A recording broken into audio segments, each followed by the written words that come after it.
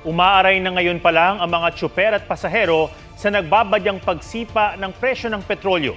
Ang posibleng dagdag kada litro mula 3 hanggang 5 piso. May report si Bernadette Reyes.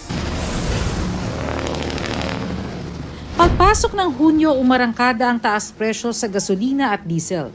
Kaya ngayon ang litro ng diesel naglalaro na sa mahigit 45 hanggang 63 pesos. Halos 70 pesos ang gasolina at mahigit 84 pesos ang kerosene. At sa susunod na linggo, nakalululang oil price hike ang nagbabadya.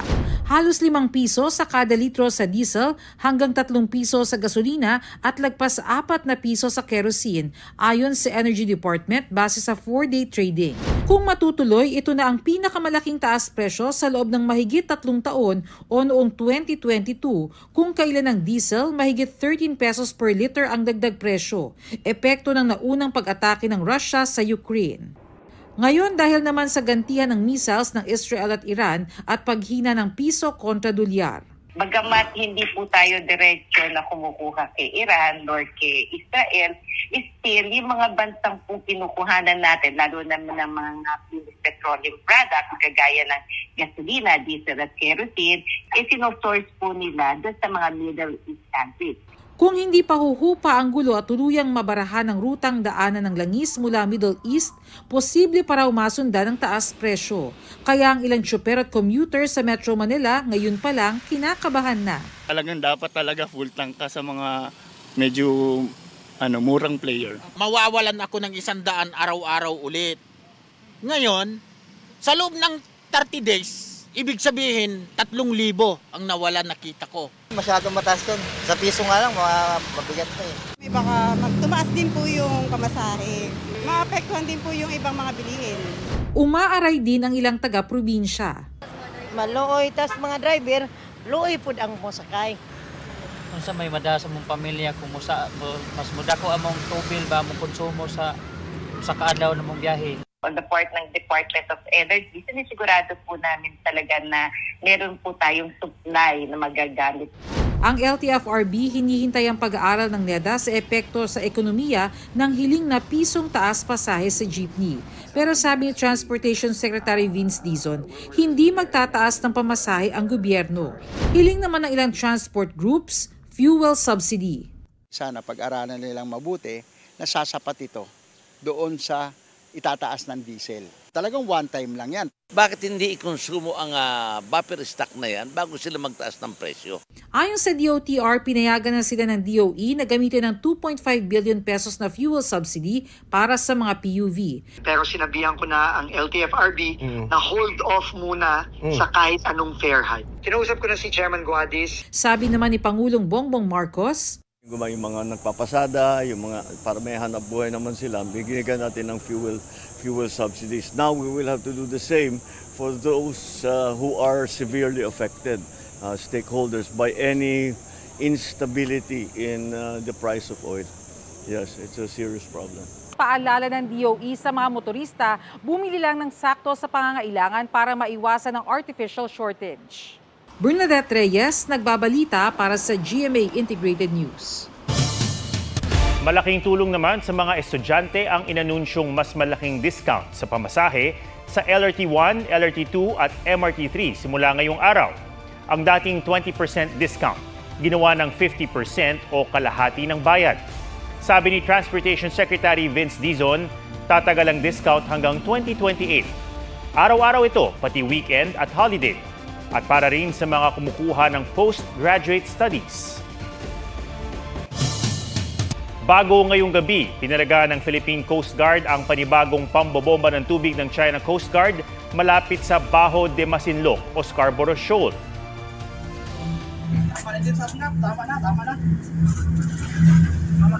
Ayon sa PCG, nilapitan ng barko ng China ang BRP Datu Tamblot ng BFAR at binugahan ito ng tubig.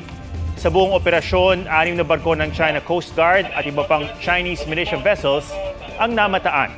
Ayon sa PCG, sinisikap harangin ng China ang pamimigay ng tulong ng barko ng Pilipinas sa mga mangingisdang Pinoy.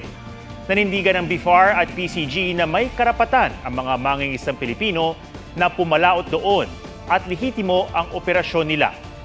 Naunang iginiit ng China na nagpumilit ang Pilipinas na lumapit sa Baho de Masinloc na kanila ring inaangkin. Binuntutan, pinwersa at pinotorkano nila ang barko ng Pilipinas para itaboy. Anila, professional, standardized at lehitimo umano ang ginawa nila. Matatandaang ang standoff ng China at Pilipinas sa Baho de Masinloc noong 2012 ang isa sa mga ugat ng arbitration case ng Pilipinas para ipawalang bisa ang 9-9 claim ng China. Naipanalo ito ng Pilipinas noong 2016 pero hindi kinikilala ng China. Meron ulit nasawing bata habang tinutulit. Nangisay umano siya matapos ang ikalawang turok ng anesthesia. Ipatatawag na NBI ang suspect. May report si John Consulta, exclusive. Ang kaso ng 10 taong gulang na si Nathan na namatay matapos magpatuloy sa isang lying-in clinic sa Tondo, Maynila dahil sa maling turok ng anesthesia ng nagpakilalang doktor. Ang nagbunsod sa mag-asawang Marlon at Jenny Riaño na dumulog sa NBI. Ganito rin daw ang nangyari sa kanilang nag-iisang anak. Yung same case po nung kay Utoy na nangyari sa Tondo, yun na po, nag-isip na po kaming lumapit sa GMA para po matulungan kami na makapunta at makapagreklamo sa NBI. Anila, nagpunta sila sa isang klinik sa Mulanay, Quezon noong Abril para ipatuli si LA, 11 taong gulang. Hindi pa man daw natutuli. Nangisay siya matapos ang ikalawang turok ng anesthesia hanggang mamatay. Kulang-kulang 3 taon kami hindi binayaan ng anak. Sabi namin, gagawin namin ang lahat para mabigyan lang ng magandang kinabukasan yung anak namin. Tapos ganun lang gagawin ng doktor na yun. Akala namin safe siya doon dahil doktor nga siya. Napakahirap po. Sobrang hirap. Iniisip ko po na sana panaginip lamang po yun. Sana po matanggalan siya ng lisensya, makulong, mapasara yung clinic. Lahat po ng pwedeng ikaso. Sa NBI, pinabasa nila ang death certificate ng anak. Ang root cause is the lidocaine administration. Nagkaroon ng seizure. Okay. Tumaas yung pressure sa group at nagkaroon ng hemorrhage po. Sa brain. Yes. According nga sa ating medical legal, yung pagkaka-inject na yun parang hindi tama, nagkaroon ng aneurysm at parang naapektuhan yung utak agad ng bata. Patay agad. Narinig ko sa ama ng bata, pangalawang turok. Bakit dalawa ang turok? Tama ang dapat na dosage ng pampamanhid. Ayon kay NBI Director Jaime Santiago, ipasusubpina nila ang doktor para pagpaliwanagin. Iimbestigahan natin mabuti yan at mananagot ang dapat managot. Sinusubukan namin kunin ang panig ng doktor pero walang sumasagot sa aming text at tawag. John Consulta, nagbabalita para sa GMA Integrated News.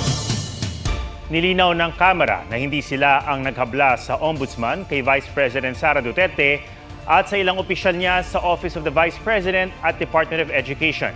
Sabi ni House spokesperson Attorney Princess Abante, napasa lamang ang Kamara ng committee report na nagre-rekomenda ng pagkasampa ng mga reklamo. Batay sa dokumentong eksklusibong nakuha ng GMA Integrated News, House Committee on Good Government and Public Accountability ang complainant sa reklamo na may kaugnayan sa paggamit ng confidential funds ng OVP at DepEd. Sinisika pa ng GMA Integrated News na hinga ng pahayag si Ombudsman Samuel Martires na nagbigay sa bise at iba pang respondents ng 10 araw para tumugon sa asunto. Sabi ng Office of the Vice President, natanggap na nila ang utos ng Ombudsman.